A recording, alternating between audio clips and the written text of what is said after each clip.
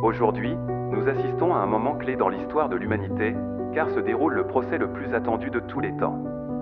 En effet, l'humanité a intenté une action en justice contre elle-même dans le but crucial de mettre fin à l'exploitation des ressources minières de coltan, dont l'extraction au Congo a déclenché une série de conséquences catastrophiques pour l'environnement, les communautés locales et même pour notre propre société. Le coltan, un minerai précieux, est essentiel à la fabrication de la majorité de nos smartphones et objets high-tech. Cependant, les méthodes d'extraction de ce minerai au Congo ont engendré une série de problèmes dévastateurs. Des conditions de travail inhumaines, l'exploitation d'enfants, la dégradation environnementale massive, et même le financement de conflits armés ont été associés à cette industrie.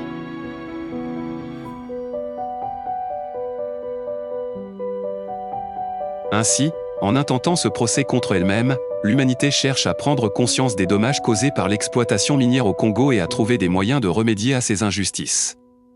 Cependant, la question demeure, peut-on réellement remporter un procès que l'on intente contre soi-même ? Ce défi moral, environnemental et éthique est l'enjeu majeur de cette journée historique.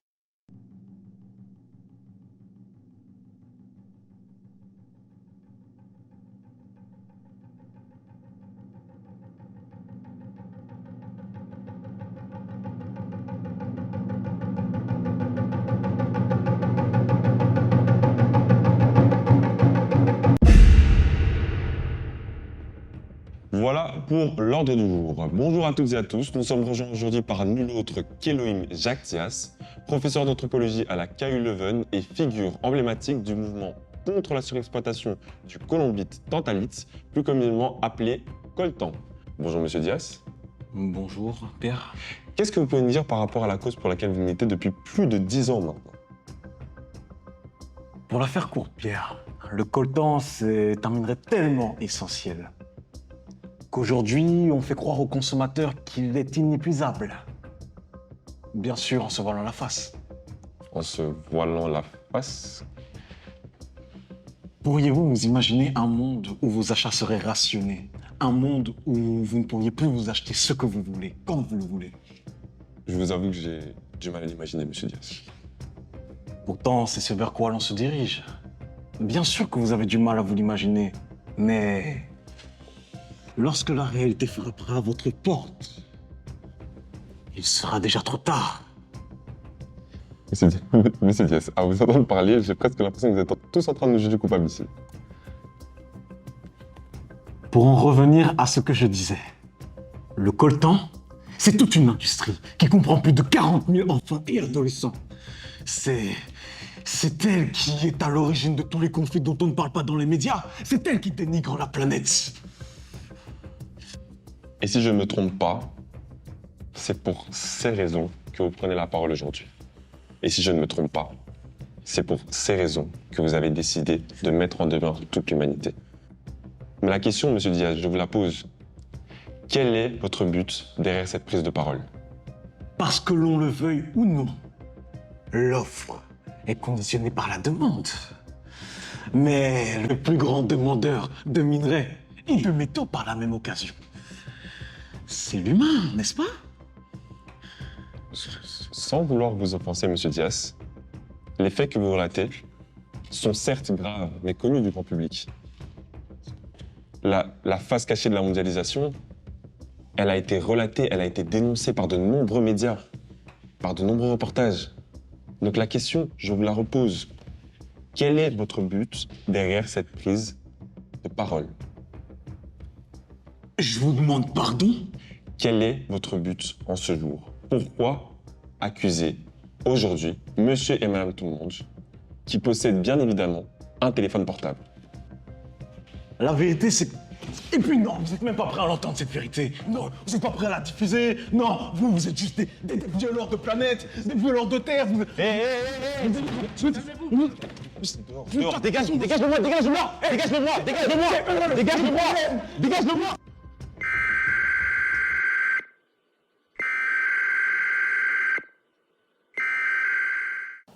Nous allons continuer notre programme. Nous retrouvons Jean Ebo, notre envoyé spécial au palais de justice. L'affaire Coltan, comme elle fut baptisée dans les médias, touche peu à peu à sa fin. Jean, il est question aujourd'hui d'émettre un verdict pour les jurés, chose qui n'est pas du tout facile. Oui, en effet, Pierre, nous avons constaté pendant ces derniers mois un procès d'exception qui a convoqué à la barre toutes nos valeurs d'intérêt général, telles que la justice sociale, le respect de l'environnement et les droits humains, et j'en passe. Mais la question demeure encore. Qui va emporter un procès qu'on intente à soi-même? À l'heure à laquelle je vous parle, les avocats de la défense et de l'accusation s'apprêtent à livrer leurs arguments de clôture, à l'issue desquels le jury va délibérer et donner son verdict, qui n'entraînera aucune condamnation, mais qu'on l'espère sera le plus juste possible. Ça doit être ça. Les verdicts, on le connaît tous. Dans tous les cas, on est perdant.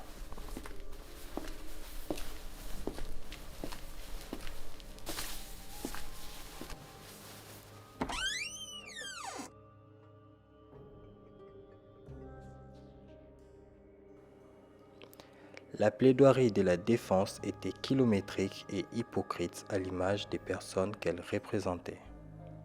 Je pourrais vous la retranscrire telle qu'elle, mais je préfère vous donner la version que j'ai lue entre les lignes. Avant que les avocats ne prennent la parole, je tiens à rappeler que ce procès n'est pas mené dans le but de pointer un coupable, car la culpabilité de l'humanité a déjà précédemment été établie. Il s'agit aujourd'hui de voir comment nous pouvons changer le cours des choses. De la sorte, si l'accusation obtient gain de cause, la défense sera tenue de se conformer aux nouvelles réglementations en matière d'exploitation durable des ressources naturelles sur l'ensemble du globe. En revanche, si la défense n'est pas tenue coupable, son activité d'extraction minière ne pourra plus être remise en cause. Elle pourra gérer à sa guise son exploitation des ressources nécessaires à son activité de manière illimitée. Maintenant que les enjeux du procès ont été explicités, je laisse la parole à l'avocat de la défense, Maître Bakwanga Sakio. Merci, Monsieur le Président. Dans cette affaire, l'affaire Coltan, mon client, une entreprise minière, se voit affublé de tous les maux par l'accusation. Mais revenons-en au fait. Et voyons comment les responsabilités ne sont pas clairement établies dans ce dossier. Je pense que nous allons pouvoir facilement démontrer que mon client ne fait que son travail. Entreprise qui achète et qui revend du minerai au prix du marché.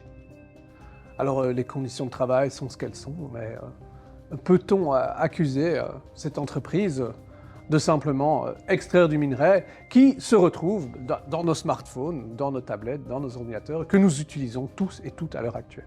Un téléphone, une tablette, un smartphone, voilà pourquoi nous sommes ici. Excusez-moi, Monsieur le Président, mais c'est risible. Bien sûr, il serait peut-être raisonnable, il serait peut-être bien de laisser gagner l'accusation. Oui, et tout est bien, qui finit bien. Mais réfléchissez un instant. Pourriez-vous vraiment, avec la mentalité qui est la vôtre, vivre dans un monde rationné, sans plus pouvoir utiliser ces technologies que nous utilisons tous les jours, vous, moi, le monde entier? Un monde où peu importe ce que vous gagnez, votre consommation, oserais-je même dire votre vie, serait drastiquement limitée par la société. Excusez-moi maître, mais la Terre a été donnée à l'humain pour qu'il la façonne, pour qu'il l'exploite. Et c'est ce qu'il a fait. Et d'ailleurs, le génie humain nous a apporté tant de belles technologies et moi je pense qu'à l'avenir, eh bien, nous pouvons encore faire beaucoup mieux. Alors, votre client, maître, l'humanité, nous accuse, nous intente ce procès et parle de surexploitation des ressources comme étant un viol organisé. À ça, je réponds, qui ne dit mot consent. Nous savons pertinemment, vous et moi, que quels que soient les efforts qu'on mette en place pour changer la situation, excusez-moi, mais le train est déjà en marche, donc voilà, asseyons-nous, profitons du moment, au lieu de s'entêter à essayer de réparer une situation qui est là depuis longtemps. Cet homme est méprisable, Mais ce serait mentir de dire qu'il n'a pas rallié les jurys à sa cause. Tout l'espoir d'un renouveau repose maintenant sur Maître Leclerc, l'avocat de l'accusation. Bonne chance, elle en aura besoin. La défense a évoqué tous les arguments qu'elle pouvait dans le but de contrer ce que nous vous avons déjà présenté. Mais il y en a un qu'elle ne peut contrer, car nul ne peut le contester. L'injuste prix, l'immense prix à payer par toute l'humanité pour ceci.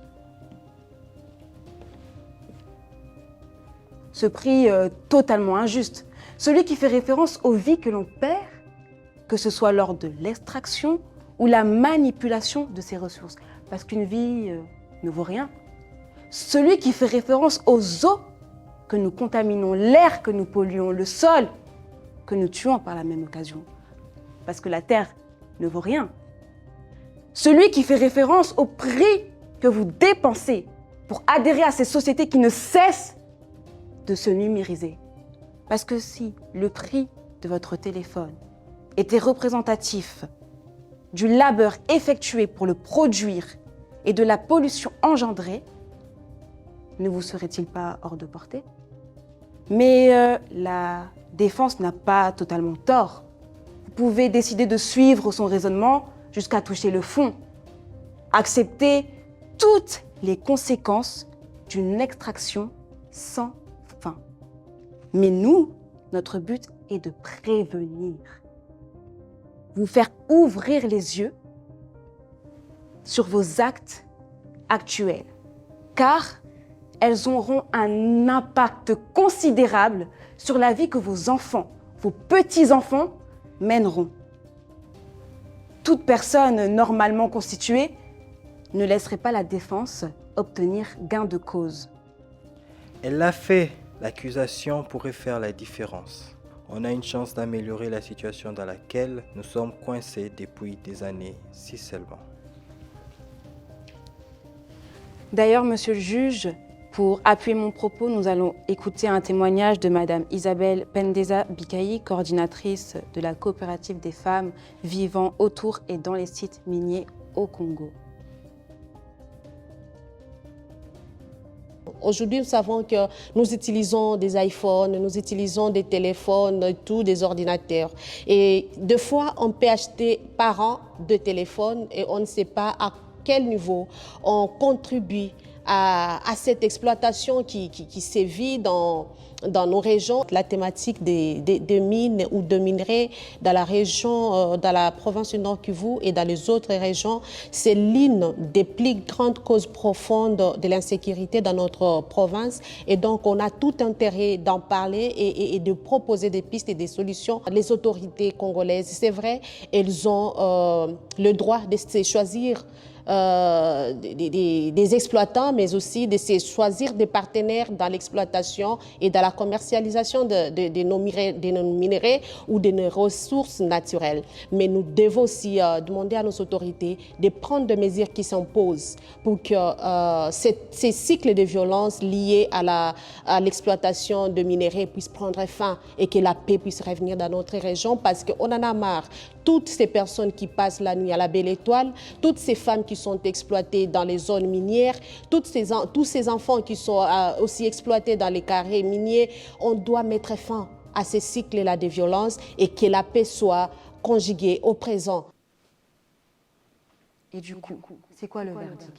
Du coup, c'est quoi le verdict?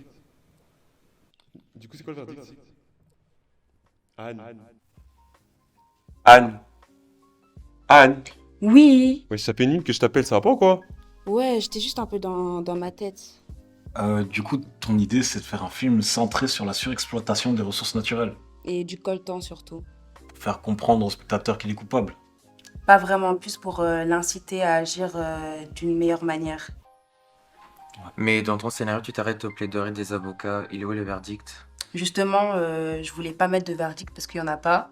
Pour que la personne qui regarde le film, elle se rende compte que c'est le reflet de ce qui se passe actuellement. Et que du coup, le jury, ce sera la première personne à voir la vidéo, c'est ça? Exactement, et que c'est à eux de décider s'ils veulent laisser empirer les choses ou s'ils veulent faire quelque chose pour arranger. Et pour qu'il y ait une vraie fin, j'aurais imaginé une personne face caméra qui dirait Comment est-ce qu'on a fait pour en arriver là? Je comprends pas pourquoi elle dirait ça. c'est la question qu'on se posera quand on n'aura plus de ressources et qu'on se sentira bien con de ne pas avoir fait quelque chose pour les préserver. Ah, vas-y. C'est tout.